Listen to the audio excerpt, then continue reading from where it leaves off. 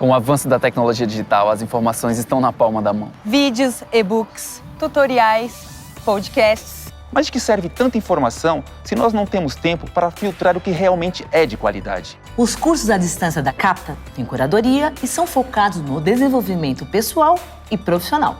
No que você é bom, para a Capta te deixar ainda melhor. Modernize o seu conhecimento e aplique no seu dia a dia. Vem aprender com a gente, Capta, o portal do conhecimento. Bem-vindo ao site da Captar. Você pode conhecer e comprar nossos cursos a partir da navegação na Home, indo até a área de cursos em destaque ou navegando pelo menu, que são essas 3 barrinhas perto do nosso logo. Com o foco em conhecer todos os cursos do nosso cardápio, você pode clicar em cursos e escolher uma das categorias. Você irá clicar no menu, depois em cursos e em todos os cursos. Na página que irá aparecer para você tem todos os cursos disponíveis na nossa plataforma. Agora é escolher o que você quer cursar, clicar no botão Matricule-se, pagar e esperar a liberação do curso na sua área do aluno. Parabéns pela escolha e seja bem-vindo. Bom curso! Começa agora o programa Hora e a Vez da Pequena Empresa, sempre levando para você muitas informações e atrações. Confira! O advogado Marcos Tavares Leite explicando quais os cuidados que os empresários devem tomar com teletrabalho e home office de seus funcionários. O economista Simão Davi Silber fazendo uma análise sobre as perspectivas da economia brasileira. O advogado Piraci Oliveira comentando sobre a LGPD, Lei Geral de Proteção de Dados nas Relações de Trabalho. E nesta semana o presidente do SINP, Joseph Cury, recebe o diretor executivo da AB Fintechs, Associação Brasileira de Fintechs, Diego Pérez. Fique conosco.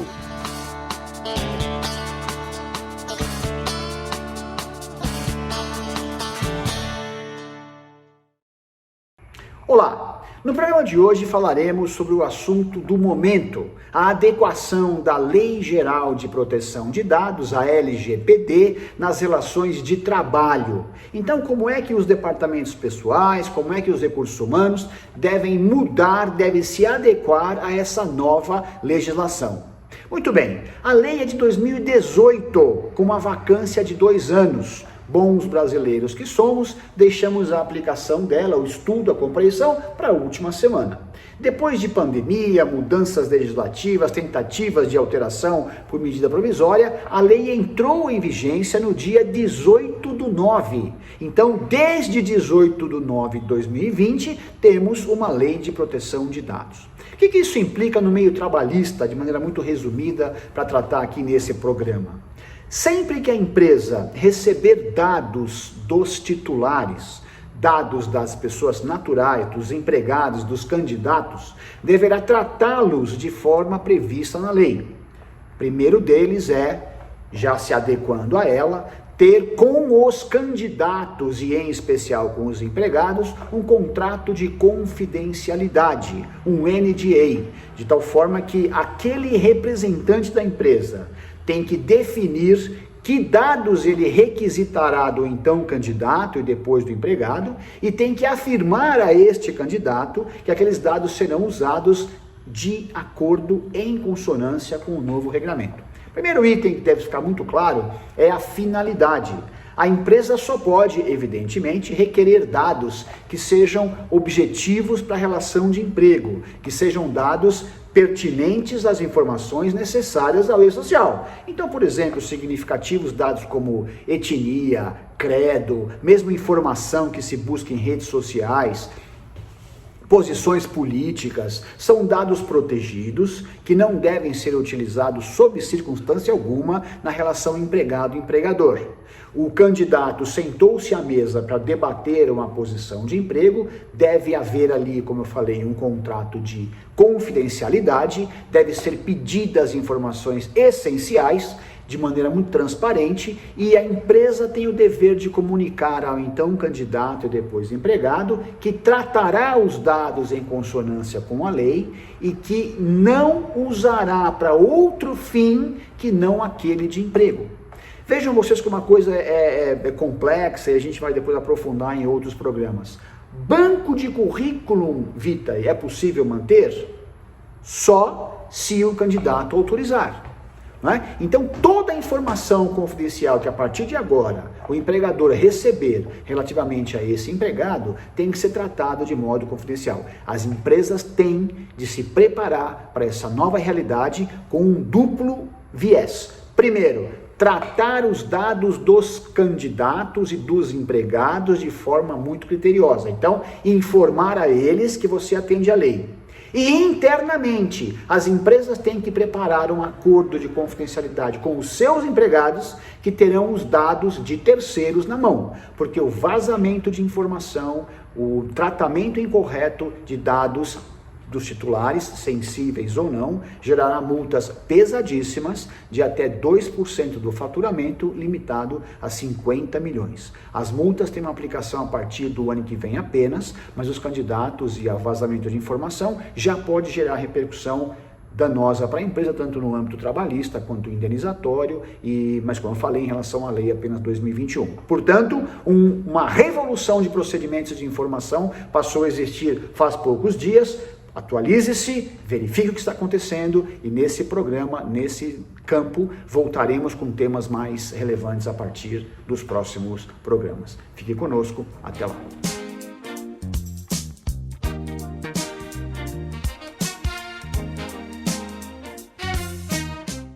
Eu vou discutir com vocês hoje perspectivas da economia brasileira a partir da Covid-19. Bom, a partir desse ponto, a economia começa um período de recessão que dura 2 trimestres consecutivos, o primeiro e o segundo de 2020, e a partir do terceiro trimestre começa uma recuperação até o final do ano, o que significa o seguinte, que o formato da letra da recessão atual vai ser um V.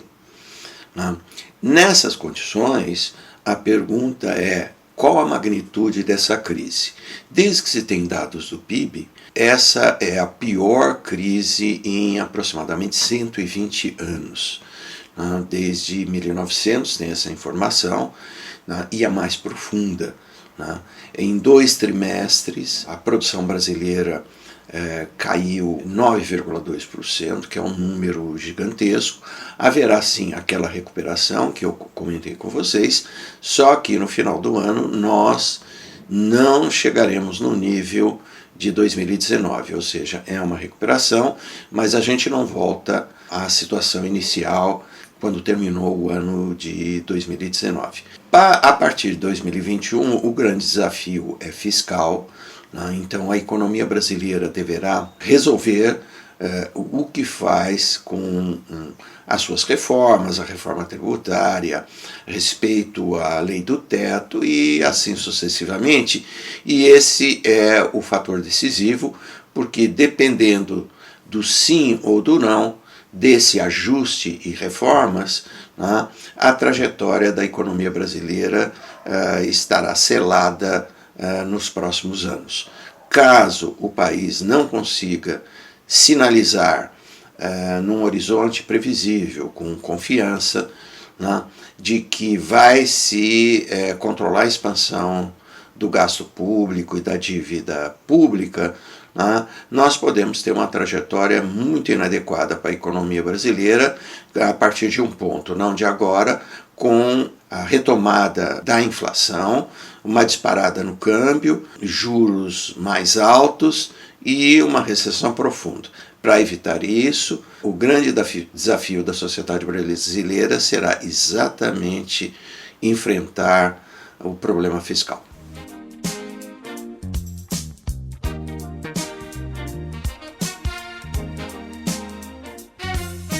Uma questão que vem sendo bastante tratada, principalmente nesse período de pandemia, diz respeito ao teletrabalho, ao trabalho em home office. No caso, a CLT, a partir de 2017, com aquela reforma trabalhista, ela passou a tratar especificamente do teletrabalho como sendo aquele exercido preponderantemente fora da empresa e com a utilização de tecnologias de informação e comunicação que, pela sua natureza, então, vão caracterizar esse trabalho externo. Utilização de computadores, celulares e esses aplicativos específicos, é isso então que vai caracterizar o teletrabalho. Nesse caso, é fundamental, é exigência legal, que exista um contrato específico entre empregado e empregador, definindo as condições disso, a questão da utilização de equipamento, quem fornecerá o equipamento para o exercício do teletrabalho, a questão de remuneração, compensação de despesas que venham a ser exercidas, tudo isso deve ser então tratado especificamente em um contrato. No que diz respeito ao home office, não necessariamente ele será considerado teletrabalho. É preciso que haja um trabalho preponderante fora da empresa.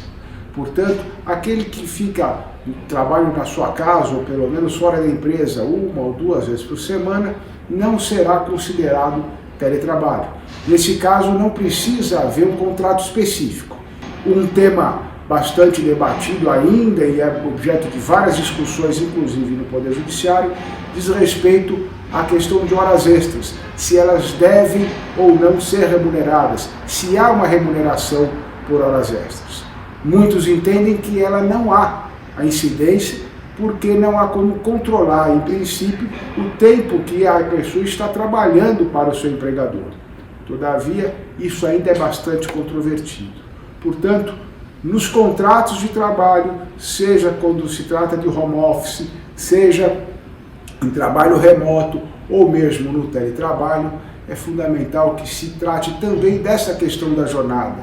Que tempo ficará à disposição do empregador, em que período, em que momento, e deixar claro como é que isso deve ser tratado, justamente para evitar eventuais passivos trabalhistas. Entrevista da semana. Nosso convidado de hoje é Diego Pérez, diretor executivo da Associação Brasileira de Fintechs. Nosso tema, Pix, é um novo sistema e meio de pagamento. É um prazer tê-lo conosco. Prazer é meu, Dr. Cury. Como vai? Bem, obrigado por estar com a gente. O que é o Pix?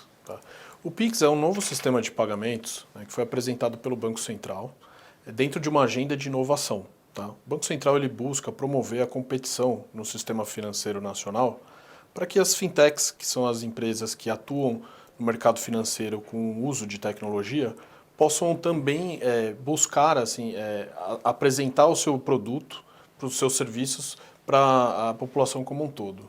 O que muda? O que muda na essência, na vida das pessoas que estão participando com a gente? O que muda é que agora as pessoas elas vão ter uma nova oportunidade, né, um novo mecanismo de pagamento, sem precisar estar conectado, por exemplo, a uma maquininha. Você pode transacionar pagamentos simplesmente com o seu celular, transmitindo valores entre pessoas ou entre pessoas e estabelecimentos. E tudo isso feito na hora. Na verdade, existe um conflito aberto entre o sistema atual, cartão de crédito, TEDs e assim por diante, com o Pix. Ou é uma avaliação errada isso? Eu diria que é uma nova modalidade. Tá?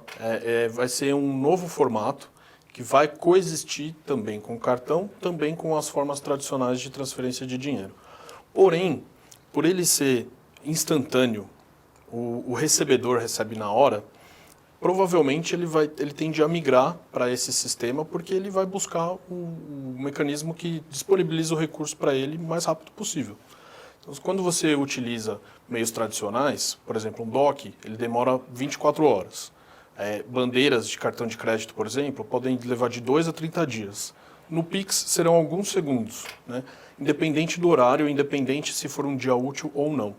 Então, a gente imagina que vai permitir com que esses pequenos estabelecimentos tenham uma forma de trabalhar melhor o recurso que eles têm para receber nas transações. Qual o custo disso?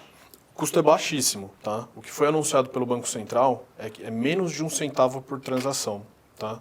É 1 centavo a cada 10 transações.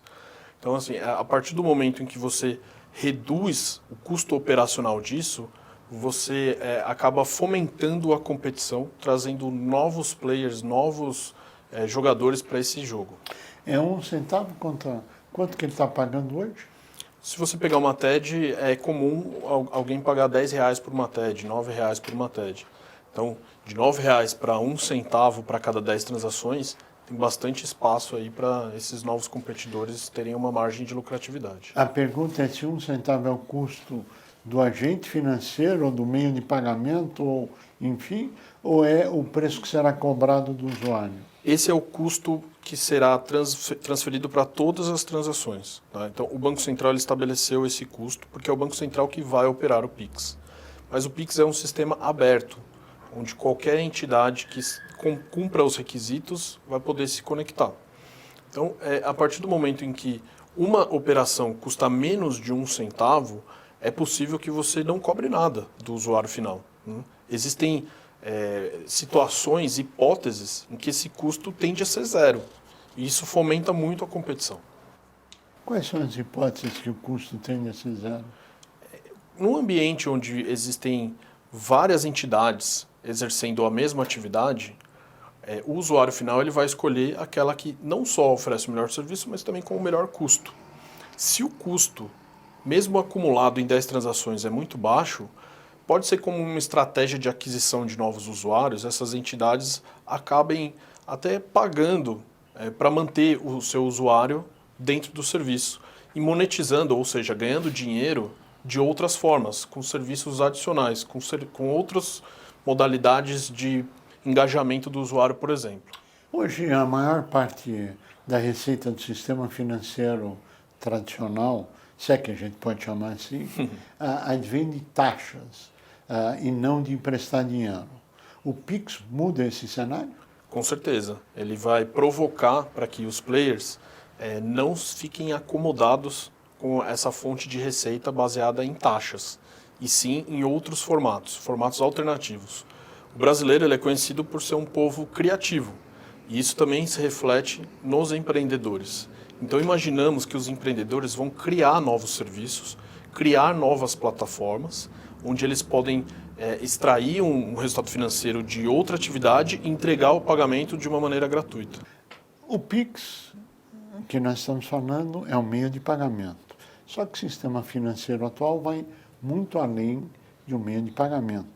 Ele tem depósitos, ele tem aplicações, ele tem empréstimos, enfim, várias outras atividades. Como que essa nova tecnologia, que é o Pix, irá afetar isso? Vai, não vai? Com a sua avaliação, por favor. Tá. É importante ressaltar que o Pix está direcionado para o ramo de pagamentos. Tá? Então, não se espera, no curto prazo ou no médio prazo, a transações de operações de crédito, por exemplo, de empréstimos, por meio do Pix. Tá? Existe uma outra iniciativa do Banco Central em desenvolvimento, tá? Que também está correndo em paralelo com o Pix, que é o Open Banking, que é o sistema bancário aberto. Nesse sistema, sim, serão realizadas operações como depósitos, empréstimos, transferências também, mas de uma forma um pouco mais voltada para produtos não relacionados a pagamentos. O Pix entra ou começa a funcionar quando? O Pix ele começa a funcionar no dia 16 de novembro, tá? Mas a partir do dia 5 de outubro, ele vai liberar um cadastro para que você possa se registrar no sistema e mostrar quais são as suas chaves de identidade para a partir do dia 16 de novembro você começar a transacionar.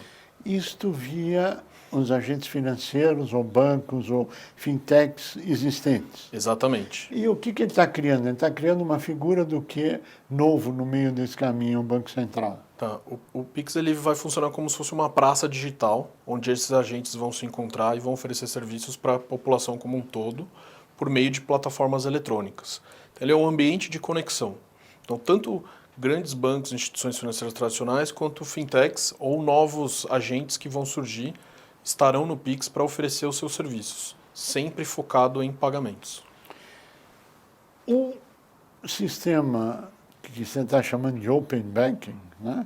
Que traduz o que é e como é que isso vai funcionar, ou ainda é estudo? Tá. Não, isso vai funcionar e vai ser, estará operacional no momento contemporâneo ao Pix, tá? A partir de novembro também. Deste ano? Deste ano. O Open Banking, traduzindo para o português, né, é o banco aberto, né, ou o sistema bancário aberto. Hoje, as instituições financeiras seguramente detêm muitas informações sobre seus usuários, mas a nova Lei Geral de Proteção de Dados, ela estabelece que esses dados pertencem ao usuário e não ao banco. Então, o usuário ele pode usar esses dados ao seu favor, eventualmente para contratar um serviço financeiro melhor, tá? Mais adequado ou mais eficiente para a sua necessidade. Então, a partir do momento em que uma instituição financeira A possui dados de um usuário, ela não pode se fechar para aquilo, se o usuário quiser transferir esses dados para uma instituição B. Então, ele consegue usar os seus dados para pesquisar um serviço melhor, porque as instituições financeiras precisam conhecer as pessoas para saber se ela é um bom pagador ou não, para saber se aquela pessoa tem capacidade financeira ou não. E nada melhor do que os dados para traduzir essa situação. Na verdade, o que o Banco Central está buscando é criar competição no mercado brasileiro, é isso? Exato, por meio da tecnologia, por meio da inovação. Esses movimentos do Banco Central, eles tendem a promover esse tipo de competição. E quanto mais as fintechs ou outros agentes se conectarem a isso, mais serviços terão disponíveis para o mercado. E como é que isso reverte ao consumidor, às empresas, ao cidadão? Com certeza isso vai reverter em custos, né, mais baixos. Por que isso? Quando você tem um mercado competitivo, né, os melhores se destacam e os usuários buscam também serviços que sejam um pouco mais alcançáveis para a sua capacidade financeira. Ou seja, se você tem uma promoção, uma diversidade de produtos financeiros, você tem a opção de escolher aquele que melhor se adequa para a sua necessidade. Seja para uma necessidade pontual, como uma emergência, ou seja uma necessidade de dia a dia, como um custo mais barato. Para você ser uma fintech, você precisa ter um acordo com o banco oficial, ou seja, um dos poucos existentes, que será o depositário do dinheiro que está na fintech. Estou correto? Sim, sim. E como é que vai existir essa concorrência se existe a dependência de um banco depositário, que será os tradicionais, com a nova tecnologia acoplada? Então, é importante... Que pergunta que vale 100 milhões de dólares. Exato. É importante ressaltar que o sistema financeiro, né, o mercado financeiro como um todo, ele é regulado, né, e existem regras que precisam ser cumpridas. Porque mexer com o dinheiro das pessoas comum é algo sensível, né? Trabalhar com o dinheiro das pessoas é algo que pode prejudicar se algo der errado. Então, regras precisam ser observadas. Porém, os regulamentos que criam, né, essas restrições, eles precisam se adequar com o passar do tempo, né? O Banco Central já assimilou que alguns serviços não precisam de uma autorização específica para que você possa operar ou não um serviço financeiro. Seja porque você está em parceria com alguém que já possui essa autorização, no caso que você falou, estou em parceria, eu sou uma fintech, estou em parceria com uma entidade financeira para receber esses depósitos, ou porque o volume que eu transaciono é baixo e não traz tanto risco. Então ele fala assim, enquanto você é pequeno, você pode transacionar sem uma autorização específica. Porém, a partir do momento que você atingir determinado volume, você precisa vir aqui no Banco Central e pedir esse registro. Qual seria a tua frase final para encerrarmos o programa, que chegamos ao final do nosso tempo? Tá. Esses movimentos, eles são muito importantes, tá, para trazer uma eficiência para o mercado financeiro e para trazer diversidade também para as entidades que vão operar daqui para frente. Com a promoção da tecnologia, né, o uso da tecnologia e a competição, você tende a criar produtos melhores, produtos mais adequados, produtos mais eficientes, né, que se adaptaram às novas realidades, né, principalmente nesse mundo de inovação constante e digitalização. Então, no final do dia, a gente entende que o principal beneficiário de tudo isso será o usuário final, será o consumidor, será a pessoa física ou pequeno estabelecimento que acessa serviços financeiros no seu dia a dia e precisa disso para viver e continuar prosperando. Diego Pérez, nós agradecemos muito a sua participação. Acho que as fintechs têm um desafio gigantesco aí pela frente. Desejamos sucesso, que haja redução de custo para a sociedade como um todo e todos possam usar a tecnologia para o bem e que só tenha ganhadores e não perdedores. Tanto o sistema financeiro, como fintechs, como as plataformas e a sociedade civil como um todo. Obrigado pela sua participação. Muito obrigado. A você que esteve conosco, nosso mais profundo agradecimento, com a certeza que estaremos juntos na semana que vem. Até lá! Bem-vindo ao site da Captar. Você pode conhecer e comprar nossos cursos a partir da navegação na Home, indo até a área de cursos em destaque ou navegando pelo menu, que são essas 3 barrinhas perto do nosso logo. Com o foco em conhecer todos os cursos do nosso cardápio, você pode clicar em cursos e escolher uma das categorias. Você irá clicar no menu, depois em cursos e em todos os cursos. Na página que irá aparecer para você tem todos os cursos disponíveis na nossa plataforma. Agora é escolher o que você quer cursar, clicar no botão Matricule-se, pagar e esperar a liberação do curso na sua área do aluno. Parabéns pela escolha e seja bem-vindo. Bom curso!